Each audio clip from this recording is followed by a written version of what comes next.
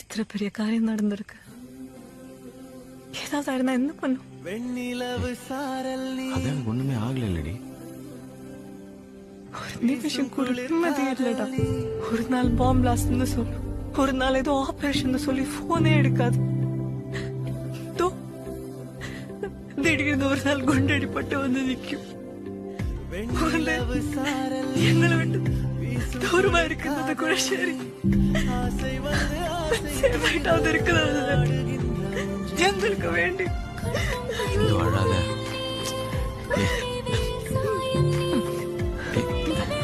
இன்று இங்க பாரு, உனக்கு இப்ப சொல்றதோ